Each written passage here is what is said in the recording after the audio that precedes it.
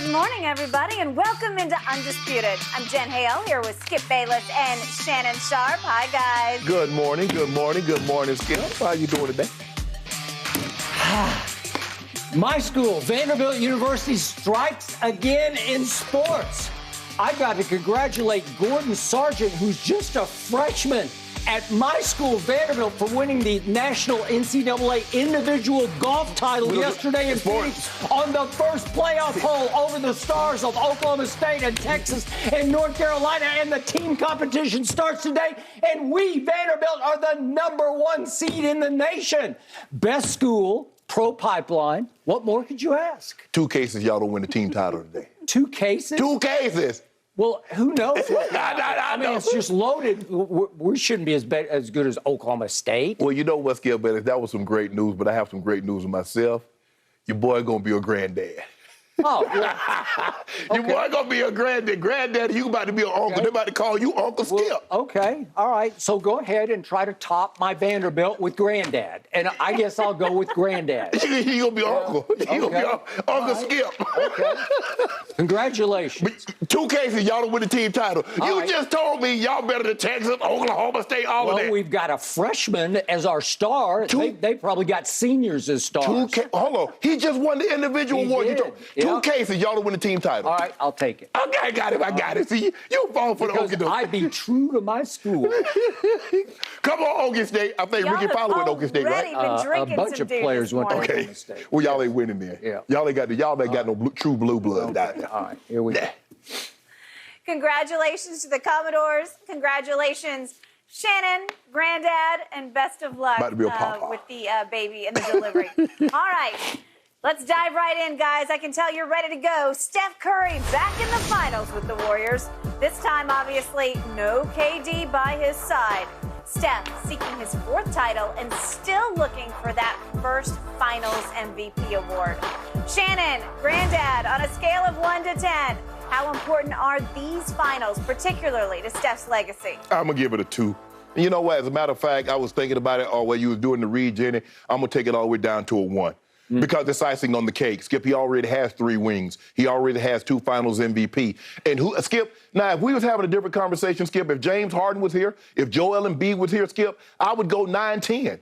But when you've done what Steph Curry has already done, remember, he got the 2 finals without Kevin Durant. He won 2 MVPs without Kevin Durant. Now, the finals MVP, Skip, that's going to add icing. Anything that he does now, Steph Curry is at the level now, Skip, is icing on the cake, and he's a kid. And you know, more icing on the cake, the more kid loves it. So for me, he has nothing to prove. He's gone to 6 finals in 8 seasons. Who's to say he's not going to go to 7-9, 8-10? It's not like, is it out of the realm of possibility or probability that they're not back here again at least 1 to 2 more times, considering how well Steph is playing and the youth that they've infused into this lineup, Skip? So for me, Skip, I'm going to give it a 1 because Steph Curry has proven and Steph Curry has played better than people give him credit for. He's never averaged less than 25 points in the finals.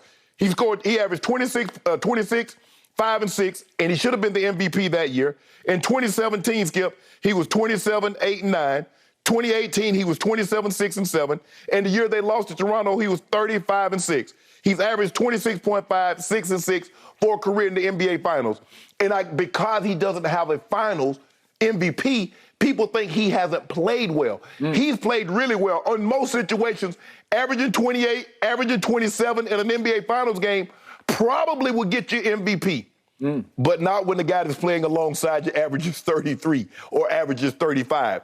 So for me, Skip, I don't think Steph Curry has anything to prove. I do believe that and I've said this before, if he were to win Finals MVP with his 4th title, I don't know how you keep him out of the top 10. Because if he wins Finals MVP, he'll be one of 5 players to have 2 regular season MVPs, 4 titles, and a Finals MVP. I think you've heard of the other 4, Kareem, Jordan, LeBron, Magic, and Duncan. Excuse me, it's 5. So he'd be the 6th player. So this will be great. This will be gravy. Anything that you put on top, Skip, that's really just like a decoration, like gravy. Salisbury steak is good without gravy. Yeah, you might want it. I mean, sometimes they put Chateaubriand, they put peppercorn on the steak. But it's unnecessary. This is unnecessary for Steph. Unnecessary. So I realize Steph is beloved. I realize he's the baby-faced assassin. I realize he's got some of the greatest commercials on television right now, that he's on every other commercial, and that the world He do have a loves lot of them commercials. some Steph, right? Yeah, he's catching over. He passed LeBron with the commercials now. I think he has passed LeBron for the commercial. Where is Lagon? Subway, FTX, Carvana. It's just No, the CarMax. I think it's CarMax. One after another. Yeah. They're all good. I'm sure he's a great guy off the court. I don't know him, but here's what I do know.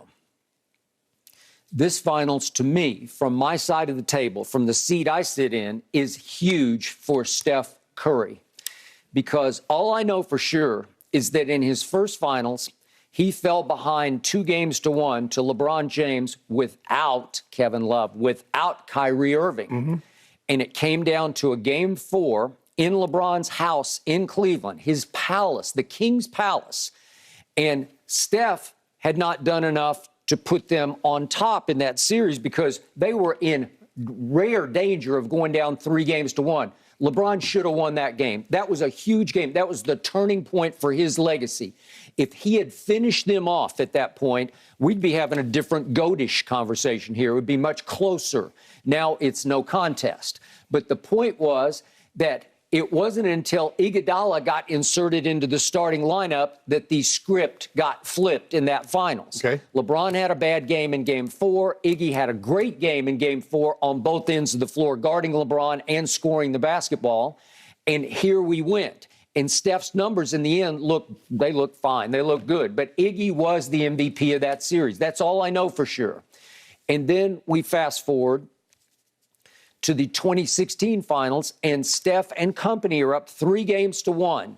And all I know, and I keep beating this drum because nobody wants to hear the drum beat of it, including you, but this was the second worst superstar meltdown I have ever witnessed in an NBA Finals, second only to LeBron's in 2011, his first go-around with the Heatles, in which in games 4, 5, and 6, he went epic fail, epic fail, epic fail. Well, this was games 5, 6, and 7 for Steph, and I've beaten you over the head with the stats, but they're just horrendously bad. He gave LeBron a ring that he did not deserve. Well, Skip, and it's all Steph. It's all his fault because every game was horrendously bad for a 2-time MVP. Well, he did score 25 points in Game 5, 30 in Game 6, only had 17 in Game 7. But think about what it took for LeBron. Kyrie and LeBron goes 41 and 41 in Game 5. The only teammates to date to score 40-plus in the same game in the NBA Finals. And LeBron had to follow it up with another 41-point virtuoso to trump Steph's 30. And it still came down to the wire, Skip. They only won by like 5 or 6 points.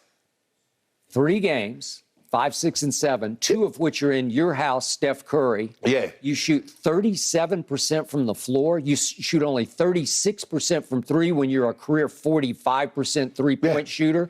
You have 7 total assists in 3 games to 12 turnovers. Is that good? That's a -20 in plus-minus. In the fourth quarters of those 3 games, he shot 30%. He shot 25% from 3. And would you believe he never got to the free throw line in any of the 3 fourth quarters? That's horrendously bad. That's such a stain on your legacy. And then I didn't even mention Game 7. 6 of 19 in a Game 7 in your house, 4 of 14 from 3.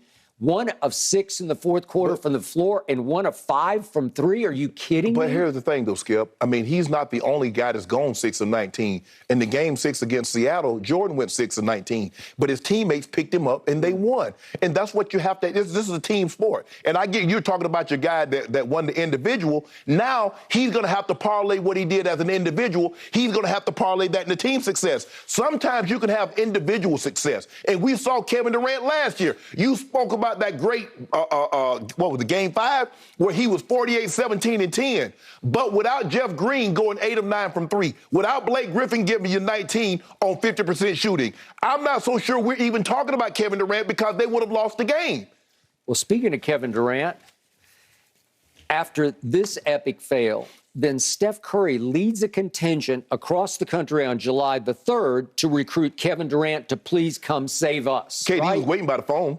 Okay. He expected to phone the ring. What the hell he waiting for? Okay, well, he was trying to get out from under Russell Westbrook. Okay, but that LeBron is trying to get out from under as we speak, unsuccessfully. There's 29 other teams that didn't have a Russell Westbrook on him. Not a 73. None of those other 29 teams went 73-9 so with a Kevin two-time Durant MVP. had been stuck for 9 years with little Westbrook, and he said, I'm out, and I'm going to maximize my chances to win a ring.